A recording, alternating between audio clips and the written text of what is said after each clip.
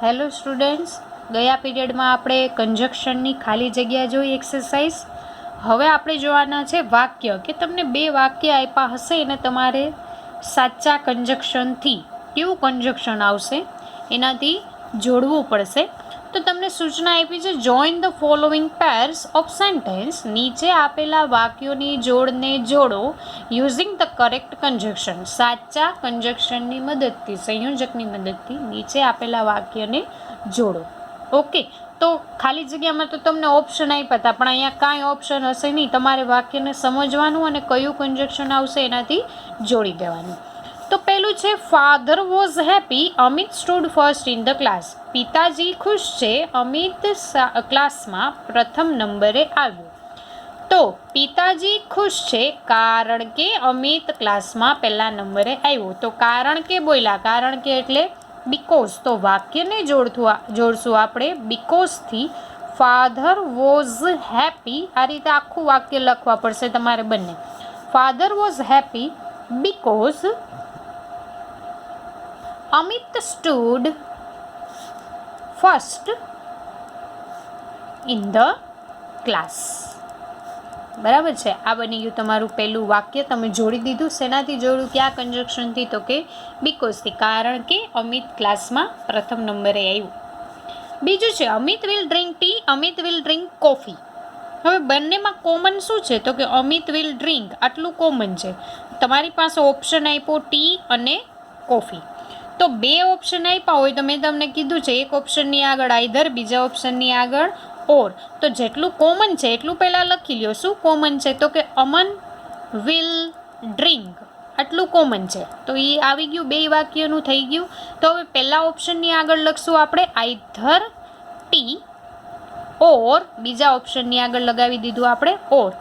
Coffee, અમન કાં તો ચા પીશે અથવા તો કોફી પીશે, બેમાંથી એક પીશે. તો બંને વાક્યમાં કોમન છે અમન વિલ ડ્રિંક, એ પહેલાં લખી નાખ્યું.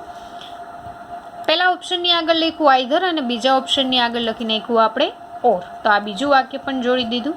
પછીનું વાક્ય છે, મોહન કેમ હોમ, હી હેડ હિઝ ડિનર. મોહન ઘરે આવ્યો, તેણે તેનું ડિનર કર્યું. હવે આમાં કાંઈ કોમન નથી. ઘરે આવ્યો અને એણે એનું જમવાનું જમી લીધું. તો કારણ કે એને જમવાનું જમ્યું તેથી તે જમવાનું જમશે એવું કાંઈ નહીં. મોહન ઘરે આવ્યો અને એણે જમ્યું. તો અને તેણે જમ્યું. તો અને માટે શું લખશું આપણે ઇંગ્લિશમાં? તો કે એન્ડ. તો બંને વાક્ય લખી નાખો. અમન કેમ હોમ એન્ડ હી હેડ, હવે એ લખો તોય સાચું, ન લખો તોય સાચું. And had his dinner. And પછી બે વાક્યમાં એક જ કરતા હોય તો એન્ડ પછી હી ન લખો તો પણ સાચું, અને કદાચ ભૂલથી લખાઈ ગયું તો પણ કંઈ ખોટું પડતું નથી. Mohan came home and had his dinner. Mohan ઘરે આવ્યો અને તેનું જમવાનું જમ્યું. બરાબર છે. પછી છે, write fast you will not complete the paper. ઝડપથી લખો, તમે પેપર પૂરું કરી શકશો નહીં. હવે અહીંયા વાક્ય એવું, ઝડપથી લખો નહીંતર તમે પેપર પૂરું કરી શકશો નહીં. તો હવે નહીંતર, તો એના માટે આપણે શું લખવું પડે? તો કે અધરવાઇઝ. Write fast otherwise. હવે અધરવાઇઝ લખ્યું તો અધરવાઇઝનું બીજું સમાનાર્થી શબ્દ કયો છે? તો કે ઓર એલ્સ. તો અધરવાઇઝની જગ્યાએ તમારે ઓર એલ્સ લખ્યું હોય તો પણ તમારું વાક્ય સાચું જ પડશે. તો write fast otherwise you will not complete the paper. ઝડપથી લખો નહીંતર તમે પેપર પૂરું કરી શકશો નહીં. બરાબર છે. અધરવાઇઝ અથવા તો ઓર એલ્સ, અથવા તો ખાલી ઓર લખવું હોય તો પણ વાંધો નહીં. ત્રણે એકબીજાના સમાનાર્થી જ છે. પછીનું છે, I invited Sujal, he did not come for the party. મેં સુજલને આમંત્રણ આપ્યું, તે પાર્ટીમાં આવ્યો નહીં. હવે શું કહે છે? મેં સુજલને આમંત્રણ તો આપ્યું પણ તે પાર્ટીમાં આવ્યો નહીં. બરાબર, આપણે એમ કહીએ ને, મેં કીધું તું ખરી પણ ઘરે આવ્યો નહીં. તો પણ અથવા પરંતુ માટે આપણે શું લખીએ? તો કે બટ આઈ ઇન્વાઇટેડ સુજલ મેં તેને સુજલને આમંત્રણ આપ્યું, બટ પરંતુ he did not come for the party. આમંત્રણ તો આપ્યું પણ તે પાર્ટીમાં આવ્યો નહીં. ઓકે, આ થઈ ગયું 5મું વાક્ય. પછી છે 6ઠું વાક્ય. હી is strong, he can lift a heavy bag. He is strong, તે મજબૂત છે અથવા તે સશક્ત છે, તે ભારે બેગ ઉચકી શકશે. હવે આપણે શું કહીએ? તે સશક્ત છે, તે મજબૂત છે, શક્તિશાળી છે, તેથી તે આ ભારે બેગ ઉચકી શકશે. તો તેથી માટે શું વાપરીએ છીએ આપણે? સો અથવા ધેરફોર. તો સો લખો તોય સાચું, ધેરફોર લખો તોય સાચું. તો વાક્ય જોડશું આપણે સો અથવા ધેરફોરથી. He is strong, so he can lift a heavy bag. Okay, આ બેનું તમારું 6ઠું વાક્ય. પછી છે Ratan can not understand Gujarati, he can not speak Gujarati. બરાબર છે.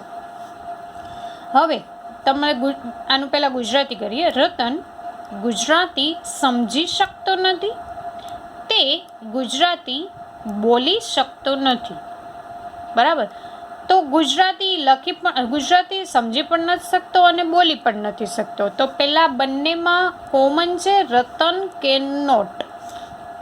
બરાબર. તો નોટવાળું વાક્ય આપ્યું અને 2 ઓપ્શન છે, એટલે આપણે વાક્યને જોડીએ નાઈધર નોરથી. પણ નાઈધર નોર માટેનો નિયમ શું છે કે નાઈધરને નોર આવે તો નોટ લખી શકાતું નથી. તો આપણે વાક્ય આ રીતે લખશું, જો ધ્યાનથી સમજજો. Ratan can neither understand. બીજું ઓપ્શન શું છે? નોર, સ્પીક. તો એની આગળ લગાવશું નોર સ્પીક.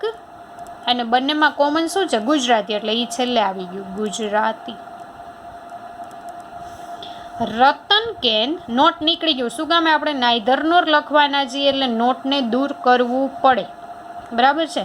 તો Ratan can neither understand nor speak Gujarati. Ratan Gujarati સમજી શકતો નથી કે પછી બોલી પણ શકતો નથી. હવે તમે અહીંયા આખું લખો, અન્ડરસ્ટેન્ડ ગુજરાતી, નોર સ્પીક ગુજરાતી, તો પણ સાચું. અને ગુજરાતી એક જ વાર લખ્યું તો પણ સાચું. પણ પહેલા ઓપ્શનની આગળ નાઈધર ને બીજા ઓપ્શનની આગળ તમારે ફરજિયાત શું લખવું પડશે? તો કે નોર. બરાબર છે. પછી છે ગ્રાન્ડફાધર ઇઝ ઓલ્ડ. દાદાજી વૃદ્ધ છે. He can walk long distance. તે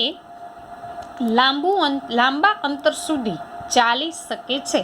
હવે એ વૃદ્ધ છે, છતાં પણ તે ઘણું બધું લાંબુ ચાલી શકે છે. તો છતાં પણ માટે આપણે શું લખીએ છીએ? તો કે યેટ. તો આપણે લખશું grandfather is old yet he can walk long distance. બરાબર છે. આ બની ગયું તમારું 8મું વાક્ય. છતાં પણ, એટલે વાક્યને જોડશું યેટથી. પછી છે come in, sit with me. અંદર આવો, મારી સાથે બેસો. અંદર આવો અને મારી સાથે બેસો. અંદર આવો પરંતુ મારી સાથે બેસો. પરંતુથી હોય. અંદર આવો તેથી મારી સાથે બેસો. નહીં, એ કંઈ મેળ નથી પડતા. ખાલી શું મેળ પડે છે? અંદર આવો અને મારી સાથે બેસો, એટલે come in and sit with me. આ બેનું તમારું 9મું વાક્ય એન્ડથી જોડ્યું. We trust him, he is honest. We trust him, અમને તેના પર વિશ્વાસ છે. હી ઇઝ ઓનેસ્ટ, તે પ્રામાણિક છે. અમને તેના પર વિશ્વાસ છે કારણ કે તે પ્રામાણિક છે, એટલે અમને એના ઉપર વિશ્વાસ છે. તો વી ટ્રસ્ટ હિમ, વાક્યને જોડશું બીકોઝથી.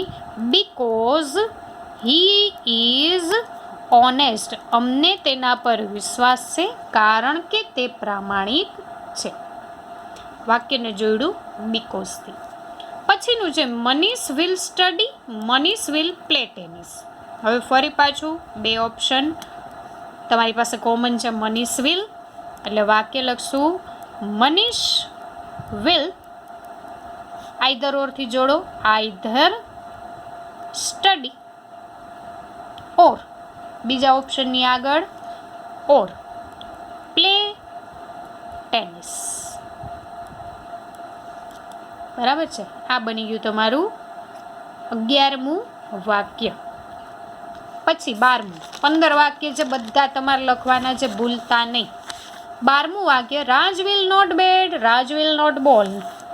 નોટવાળું વાક્ય, નકાર વાક્ય, નાઈધર નોરથી જોડશું, નાઈધર નોર આવશે એટલે નોટ નીકળી જશે. કોમન છે બંનેમાં રાજ વિલ, નોટ નીકળી ગયું એની જગ્યા લઈ લેશે પહેલા ઓપ્શનની આગળ નાઈધર, એની સાથે લખીએ બેટ, રાજ વિલ નાઈધર બેટ. બીજા ઓપ્શનની આગળ નોર બોલ. રાજ બેટિંગ પણ નહીં કરે કે બોલિંગ પણ કરશે નહીં. બરાબર છે, નાઈધર અને નોર. પછી છે I was late, the teacher did not get angry. I was late, હું મોડો હતો, શિક્ષક મારા પર ગુસ્સે થયા નહીં.